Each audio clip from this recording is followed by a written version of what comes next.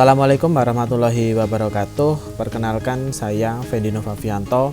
Saat ini saya tercatat sebagai mahasiswa PPG kategori 1 gelombang 2 di Universitas Mula Warman. Saat ini saya juga sebagai guru fisika di SMA Negeri 1 Boja. Saya pada kesempatan kali ini ingin memaparkan best practice saya penggunaan model pembelajaran problem based learning dan virtual laboratorium pada materi suhu dan kalor. Tujuan yang ingin dicapai adalah meningkatkan motivasi dan semangat belajar fisika dan kemampuan berpikir kritis peserta didik di SMA Negeri 1 Boja pada materi pemuaian. Dengan dosen pembimbing saya, Bapak Dr. Zeni Haryanto MPD, serta guru pamong Ibu Nurul Hidayati SPD. Tujuan yang ingin dicapai tadi sudah saya sampaikan untuk meningkatkan motivasi dan semangat belajar fisika dan kemampuan berpikir kritis peserta didik SMA Negeri 1 Boja pada materi pemuaian. Beberapa hal yang menjadi latar belakang adalah peserta didik yang masih kurang berminat pada mata pelajaran fisika dan enggan untuk mengikuti pembelajaran fisika. Hal ini didukung dari kurikulum merdeka ini yang membuat siswa bebas memilih apa yang dia sukai. Akibatnya, beberapa siswa masih enggan untuk mengikuti pembelajaran fisika karena menganggap bahwa dia di kelas 11 tidak ingin mengikuti pembelajaran yang ada fisikanya atau dia memiliki minat pada mata pelajaran yang lain. Kemudian proses pembelajaran pada mata pelajaran fisika ini juga masih monoton dan kurang inovatif. Seperti guru masih sering menggunakan ceramah, belum mengetahui berbagai macam model-model pembelajaran yang inovatif. Selanjutnya juga kurangnya keterampilan berpikir kritis siswa yang terlihat pada siswa yang masih mengerjakan soal apa adanya, hanya 1-2 baris, belum bisa berargumentasi dengan baik. Yang selanjutnya, alasan praktek ini penting untuk dibagikan adalah praktek ini penting karena bisa dijadikan referensi atau inspirasi terbaik bagi rekan guru yang mengalami hal yang sama dengan permasalahan yang dialami sehingga berdampak pada perbaikan pembelajaran di kelas. Yang secara otomatis ini akan berdampak pada pembelajaran peserta didik yang lebih baik. Bagaimana peran dan tanggung jawab dalam praktik ini? Saya sebagai guru memiliki peran dan tanggung jawab untuk terus melakukan inovasi dalam merancang, mengembangkan perangkat pembelajaran, baik metode, model, media pembelajaran, sehingga tujuan pembelajaran dan hasil belajar bisa mencapai sesuai yang diharapkan. Tantangan untuk mencapai tujuan yang pertama adalah peserta didik belum terbiasa aktif terhadap pembelajaran fisika. Peserta didik ini terbiasa menggunakan teacher center dan belum aktif menggunakan student center. Sehingga siswa kadang-kadang ketika ingin diberikan student center, siswanya sendiri yang sudah kurang terbiasa. Peserta didik belum terbiasa dengan menggunakan problem based learning karena terbiasa dengan metode yang masih konvensional. Yang keempat, peserta didik belum terbiasa menggunakan VLab karena selama pandemi mereka hanya diberikan tugas sehingga penggunaan VLab ataupun teknologi-teknologi yang terkini ini peserta didik belum terbiasa. Selanjutnya yang terlibat adalah saya sendiri sebagai guru pengampu, kemudian peserta didik kelas 11E, juga Bapak Ibu guru fisika sebagai reviewer. Kemudian bagaimana langkah-langkah yang saya lakukan untuk menghadapi tantangan tersebut? Yang pertama adalah meningkatkan motivasi dan semangat belajar peserta didik. Di sini saya menggunakan sebuah strategi, yaitu menggunakan yel-yel, kemudian menggunakan ice breaking. Saya menggunakan video apersepsi pembelajaran yang menarik yang mungkin sampai saat ini siswa belum tahu bahwa di dalamnya ada konsep-konsep fisika. Yang kedua, memilih media pembelajaran yang sesuai dan cocok. Pada kasus ini saya menggunakan sebuah virtual lab karena di sekolah saya tidak ada alat untuk percobaan pemuaian, sehingga saya membuat sendiri virtual lab ini. Saya gunakan di kelas saya dan memiliki dampak yang baik. Yang ketiga adalah pemilihan model pembelajaran yang sesuai. Di sini saya menggunakan problem based learning. Kenapa menggunakan problem based learning? Yang pertama adalah siswa itu sangat suka diberikan tantangan. Dengan tantangan ini peserta didik akan semakin giat, semakin semangat dalam mengikuti pembelajaran, dan juga membuat siswa ini aktif, seperti aktif bertanya, aktif menjawab, aktif memberikan argumentasi dan sebagainya. Selanjutnya sumber daya atau materi yang diperlukan untuk melaksanakan strategi ini. Yang pertama, saya menggunakan sebuah VLab, hasil karya saya sendiri. Yang kedua, saya memberikan video apersepsi yang membuat siswa semakin penasaran. Yang ketiga, saya menggunakan PowerPoint. Yang keempat, saya menggunakan LKPD pemuaian, di mana LKPD pemuaian ini saya gunakan sebagai panduan siswa, dan disinilah siswa menuliskan argumentasi, memberikan penjelasan, menganalisis, semuanya ada di LKPD ini. Kemudian saya juga memberikan bahan ajar kepada para peserta didik. Selanjutnya saya menggunakan Kahoot. Kahoot ini terbilang efektif. Kalau teman-teman menggunakan Quizzes dan sebagainya, itu sebenarnya sama saja. Karena dengan Kahoot ini kita semacam memberikan adrenalin kepada siswa. Siswa lebih tertantang. Selanjutnya saya menggunakan freeonlinesurvey.com untuk refleksi pembelajaran. Harapannya dengan teknologi-teknologi ini mempercepat proses pembelajaran karena tidak perlu membagikan soal refleksi dan sebagainya. Ini teman-teman bisa scan QR code ini untuk melihat virtual lab. Monggo bisa di-download, dipakai, disebarluaskan, bebas. Kemudian lembar kerja saya sudah upload juga, soal di Kahoot, soal refleksi, teman-teman bisa gunakan. Apa dampak dari aksi yang saya lakukan? Yang pertama, peserta didik menjadi lebih aktif di dalam proses pembelajaran karena banyaknya kegiatan yang saya berikan kepada peserta didik. Yang kedua, tingkat antusiasnya meningkat. Siswa banyak yang bertanya. Yang semula siswa merasa tidak bersemangat, di sini siswa lebih antusias, pengen tahu, pengen mempelajari. Yang ketiga, keterampilan berpikir kritisnya mengalami peningkatan karena siswa dihadirkan pada sebuah masalah, dia harus menganalisis, dia harus memberikan argumen sampai nanti bisa menyimpulkan hasilnya sendiri. Kemudian bagaimana untuk refleksinya? Jadi refleksi hasil dan dampak dari aksi yang telah dilakukan ternyata memberikan dampak yang efektif. Dengan kombinasi strategi-strategi yang saya gunakan tadi, ternyata hasilnya sangat baik. Apakah efektif? Ya, efektif. Karena pertama, penggunaan Kahoot.com, peserta didik ini makin senang. Kemudian dia bisa bersaing dengan teman sekelasnya, ternyata menimbulkan dampak yang menarik, dampak yang baik pada peserta didik. Kemudian untuk problem based learningnya, ternyata bisa menumbuhkan rasa tantangan. Siswa bisa menganalisis, siswa bisa lebih aktif, siswa juga bisa merasa bahwa ini harus diselesaikan. Ada masalah, itu harus diselesaikan. Yang ketiga, penggunaan VLab ini bisa menggantikan proses pembelajaran dengan percobaan yang real. Karena percobaannya tidak bisa dilakukan secara real, maka menggunakan virtual lab ini. Di mana dengan virtual lab ini ternyata bisa menimbulkan fenomena-fenomena pemuaian secara lebih baik. Kemudian faktor keberhasilan apa? Yang pertama, menggunakan model PBL ini bersifat menantang. Yang kedua, menggunakan media VLab sebagai pengganti praktikum real. Yang ketiga, bisa melihat video apersepsi membuat siswa makin penasaran. Kemudian yang keempat, menggunakan sarana yang sangat mendukung untuk generasi milenial saat ini, yaitu menggunakan HP. Yang kelima, dengan adanya LKPD membuat siswa menjadi berpikir kritis semakin terasah.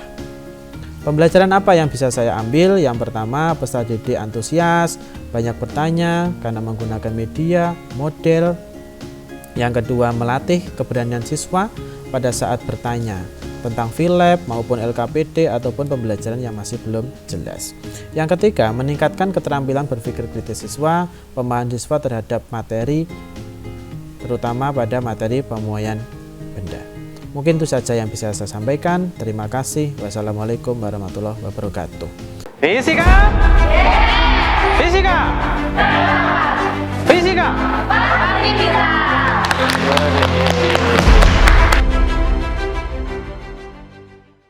Assalamualaikum warahmatullahi wabarakatuh. Waalaikumsalam warahmatullahi wabarakatuh. Selamat pagi semuanya.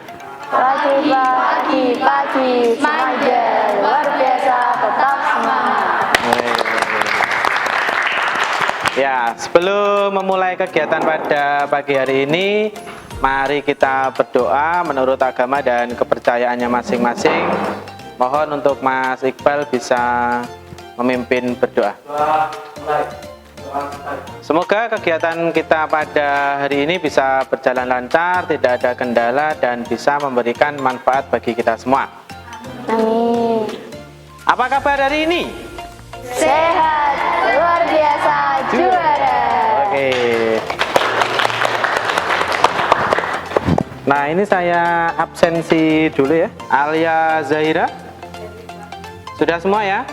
Ya, Pak. Nah, terima kasih. Nah, sebelum kita mulai, mari kita review sebentar tentang pertemuan kita yang kemarin. Nah, yang pertama, hal-hal yang mempengaruhi kalor pada suatu benda itu apa saja? Apa? Oh ya, Dina? Hal-hal yang mempengaruhi benda adalah massa, jenis zat, dan perubahan suhu. Bagus sekali, kita kasih tepuk tangan. Selanjutnya, yang kedua, apa yang terjadi jika benda makin lama kita panaskan?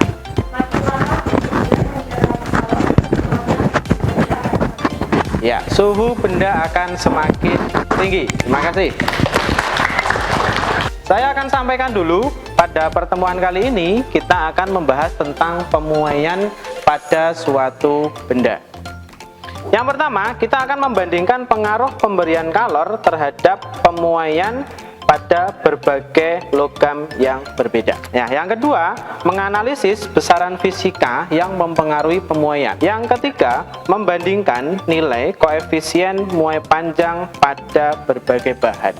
Untuk penilaian pada kegiatan hari ini ada 3 jenis. Yang pertama ada penilaian formatif, kemudian yang kedua ada penilaian unjuk kerja. Ketiga, kita ada presentasi. Sekarang kalian arahkan HP-nya ke layar proyektor yang ada di depan. Kemudian kalian bisa akses materinya. Kalau kalian ini termasuk anak-anak yang suka mendengarkan atau kalian tipe auditori, silahkan kamu akses materi ini dalam bentuk video. Tapi jika kalian termasuk anak-anak yang tipenya visual, kalian bisa download materi dalam bentuk teks. Silahkan dipelajari dulu sebentar untuk mengetahui apa itu pemuaian. Apakah sudah? Sudah ya? Baik, terima kasih.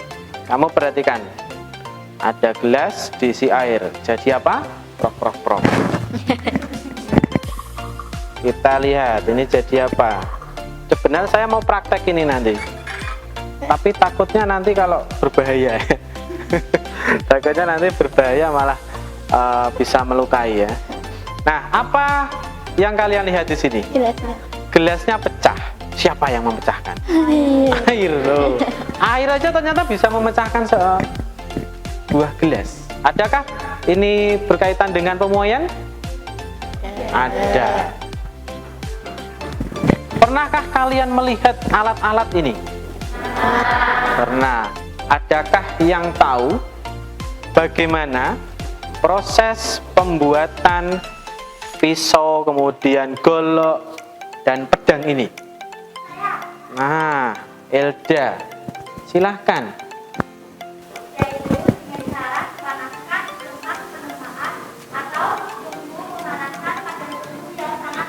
Ya, kita beri tepuk tangan dulu. Kenapa pada setiap benda yang ketika dipanaskan bisa juga bertambah panjang? Adakah yang tahu ini kenapa? Ya, silahkan. Karena besi mengalami panjang yang biasa disebut dengan pemuaian. Oke, terima kasih. Kita beri aplaus dulu. Nah, selanjutnya ini kita akan mengerucut lagi pada sebuah peristiwa yang mungkin sudah sehari-hari. Apa fungsi rongga dan celah pada kayu ini? Silahkan. Ada? Iya, silahkan. Berdiri. Ya. Agar saat dipermainkan benda tersebut tidak bentrok atau menguai karena pengaruh suhu yang Kita tepuk tangan dulu ya. Ya, artinya kalau kita perhatikan ketika celahnya itu tidak sesuai, pasti kayak apa bahasa Jawanya tertekan gitu ya, tertekan, sehingga kita harus mengetahui berapa sih pastinya itu berapa. Selanjutnya, bagaimana atau tergantung pada apa saja pertambahan panjang? Ini nggak usah dijawab, ya. Ini yang akan kita temukan pada hari ini.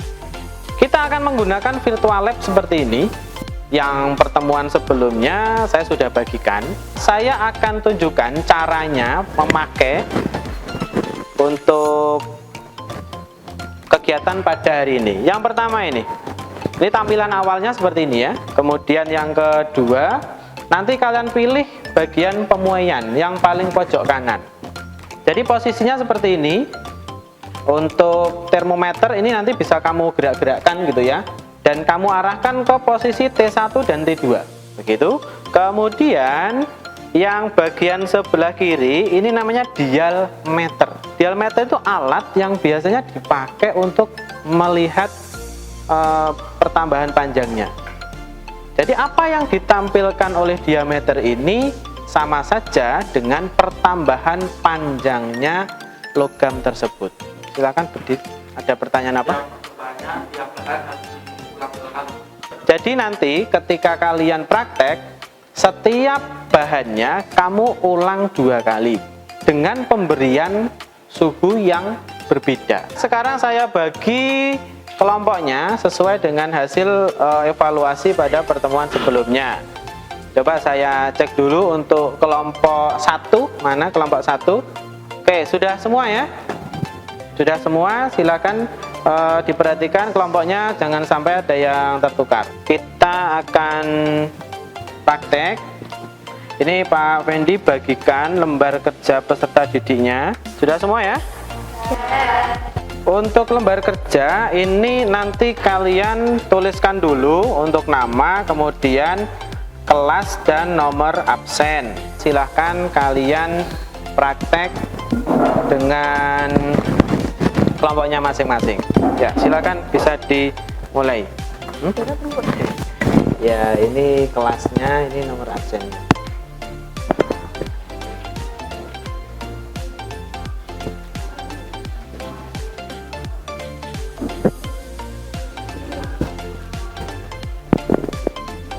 Adakah yang merasa kesulitan? Ya Pak, saya. Oh, ya, bagaimana? Ini Pak, untuk membaca diameter ini bagaimana caranya? Untuk membaca diameter. Iya. Nah, untuk membaca diameter ini kamu tinggal pencet dulu. Kalau dipencet nanti dia zoom. Iya. Nah, setelah itu kamu bisa mengamati berapa pergerakan jarumnya. Dia kan mulainya dari 0 kan? Iya. Nah, terus sekarang berapa? Nilainya 1 Pak. 1. Nah, 1 itu yang kamu masukkan ke dalam kotak yang bagian atas. Oh, begitu. Terima kasih Pak. Ya, sama-sama.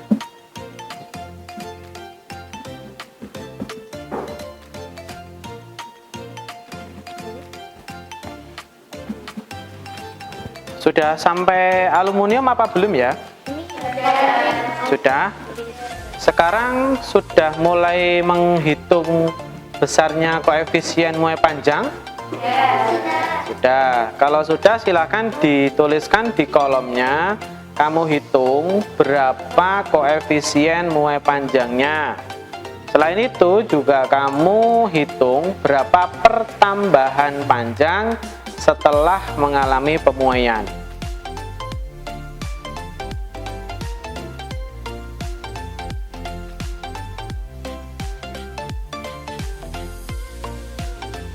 Oke. Untuk menjawab pertanyaan, apakah sudah semua? Sudah?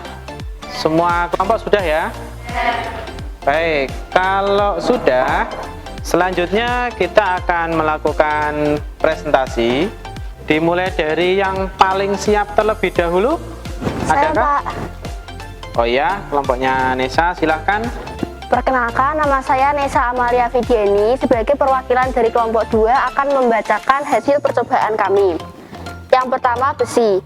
Percobaan pertama, L025, T024, T155, delta T31, dan delta L1 menghasilkan L sebesar 0,2501 meter dengan koefisien muai panjang sebesar 0,000012 per derajat Celcius. Kesimpulannya, besi adalah benda yang mempunyai nilai koefisien muai paling kecil. Aluminium benda yang mempunyai koefisien muai paling besar. Semakin lama benda dipanaskan, maka semakin banyak penambahan jarum pada diameter. Terakhir, besar pemuaian benda dipengaruhi oleh panjang awal, koefisien muai, dan kenaikan suhu. Adakah kelompok lain yang ingin maju mempresentasikannya? Saya, Pak. Perkenalkan, nama saya Aulia Risti Oktaviana, perwakilan dari kelompok 1 untuk membacakan hasil diskusi kami. Yang pertama, pada tabel percobaan. Yang pertama pada logam besi. Percobaan pertama dengan LO25, TO24, T155, delta T31, delta L1 menghasilkan panjang total sebesar 0,250 meter dengan koefisien muai panjang atau alfa 0,00012 derajat Celcius. Urutan nilai koefisien muai panjang logam dari yang terkecil ke terbesar adalah yang pertama alfa besi, yang kedua alfa tembaga, dan yang terakhir adalah alfa aluminium. Lalu yang terakhir adalah kesimpulan yang telah kelompok kami buat, yaitu pertama, semakin lama logam dimanaskan, semakin besar pertambahan besarnya. Yang kedua adalah urutan koefisien muai panjang dari terkecil ke terbesar adalah besi, tembaga, dan aluminium. Lalu yang ketiga atau yang terakhir adalah besarnya pemuaian benda dipengaruhi oleh panjang awal, koefisien muai panjang, dan kenaikan suhu. Itulah yang dapat kelompok kami sampaikan. Wassalamualaikum warahmatullahi wabarakatuh. Waalaikumsalam warahmatullahi wabarakatuh. Nah, yang pertama, bahwa pemuaian itu bergantung pada 3 hal. Panjang awal, koefisien muai panjang, dan kenaikan suhu. Masing-masing bahan ternyata memiliki koefisien yang berbeda-beda. Dan semakin besar koefisien muai panjangnya, makin besar pertambahan panjang. Cukup jelas? Silakan keluarkan HP-nya masing-masing dan kita akan menguji apakah kalian sudah mampu atau sudah memahami tentang kegiatan kita pada hari ini ya. Silakan kalian buka kahoot.it ya. Oke, bisa kita mulai ya. Nah, ini sudah gabung. Yuk kita mulai. 6, 5, 4, 3, 2, 1. Kita akan lihat siapakah juaranya. Wah. Selamat Vina, Kusumaning Ayu, dan Aulia Risti. Tepuk tangan lagi. Dan ternyata ada 2 soal yang ternyata susah. Tinggal dilihat nilainya ya. Kalau paling besar berarti pertambahannya paling besar. Sekarang kita akan melakukan refleksi. Silahkan scan barcode-nya. Nanti tinggal pilih saja, hanya ada beberapa soal. Apakah sudah mengisi refleksi semuanya? Sudah. Baik, terima kasih. Selanjutnya mari kita kumpulkan lembar kerja kalian.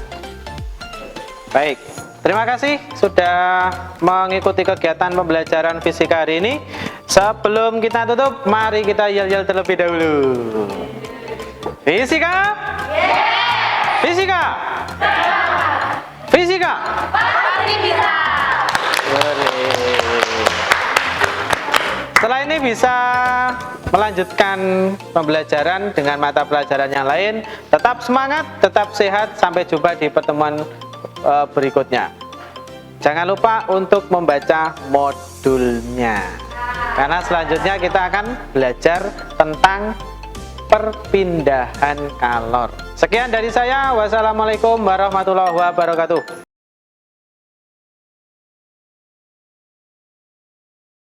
Assalamualaikum warahmatullahi wabarakatuh.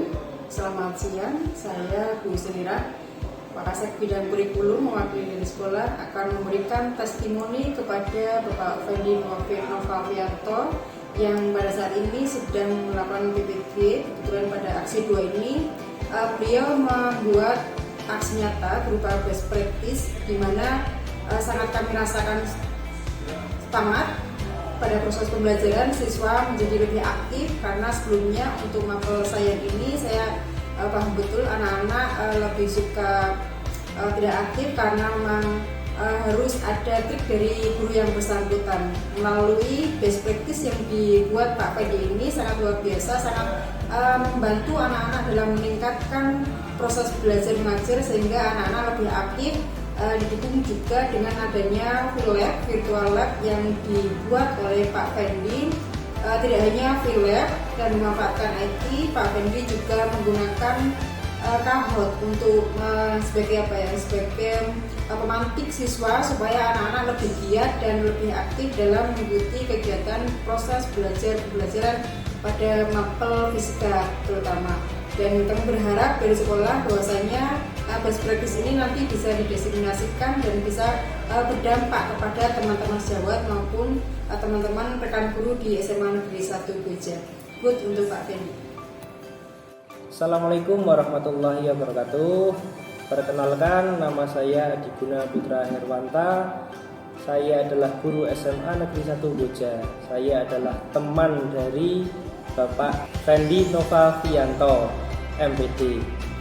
Bapak Fendi beberapa waktu lalu sudah melakukan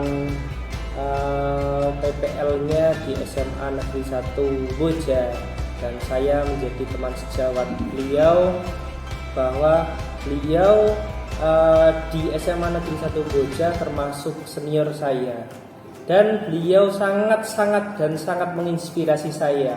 Luar biasa beliau ketika melakukan pembelajaran, bahwa dalam pembelajaran yang beliau lakukan, untuk tujuan pembelajarannya sangat terlihat jelas, dan beliau bagi saya beliau sangat menginspirasi sekali. Ketika pemilihan bab materi, beliau sangat bagus.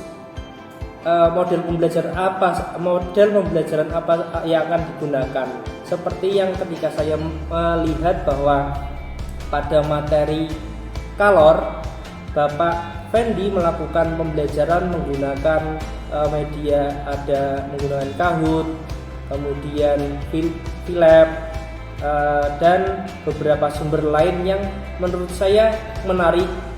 Menariknya bagaimana bahwa pembelajaran menggunakan media-media tersebut itu sangat membantu siswa untuk pembelajaran, yang menjadikan siswa aktif dan mereka dapat berpikir kritis.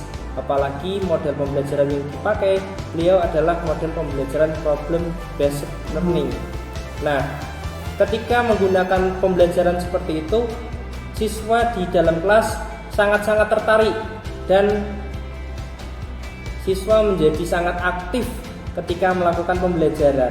Nah, apalagi diselingi dengan permainan menggunakan Kahoot, sehingga siswa sangat aktif sekali. Dan ketika pembelajaran VLab atau virtual laboratory mampu menampilkan fenomena pemuaian secara baik, sehingga siswa juga sangat antusias ketika mengikuti.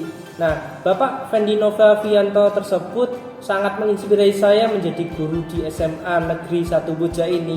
Beliau sangat bagus. Saya tidak akan menjelek-jelekan beliau, bahwa beliau menurut saya sangat menginspirasi sekali. Begitu menurut saya. Terima kasih.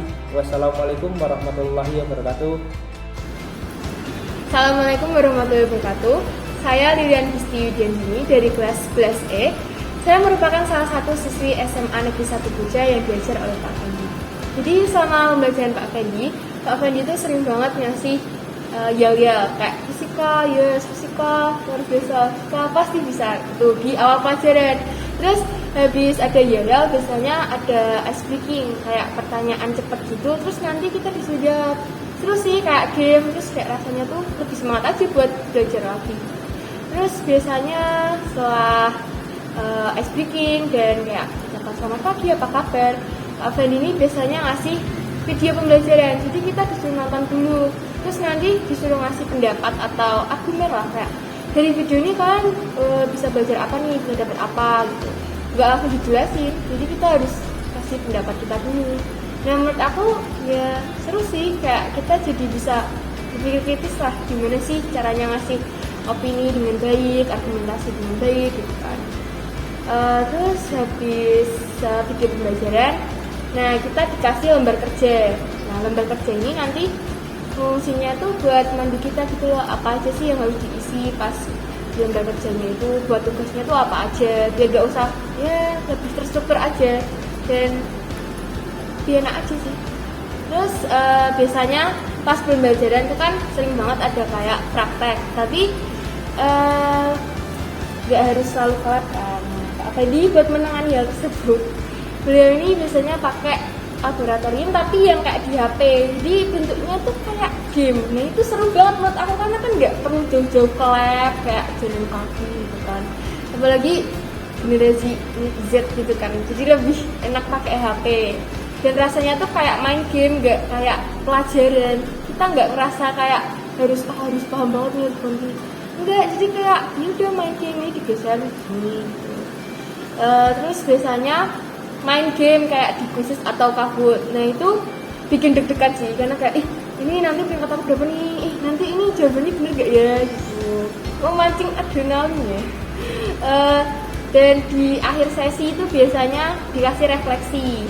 Nah di refleksi ini kayak kalian udah belajar apa aja hari ini, kayak harus ngasih tahu dong yang udah dipahami itu yang bagian mana, yang belum di bagian mana. Terus nanti kayak ada sesi tanya jawab sama diskusi, nanti temannya bisa bantu. Jadi nggak harus selalu Pak Fendi yang ngasih opini, tapi teman-teman itu juga bisa gitu ya. Jadi menurut aku itu seru. Sekian dari saya tentang pendapat pembelajaran Pak Fendi. Terima kasih.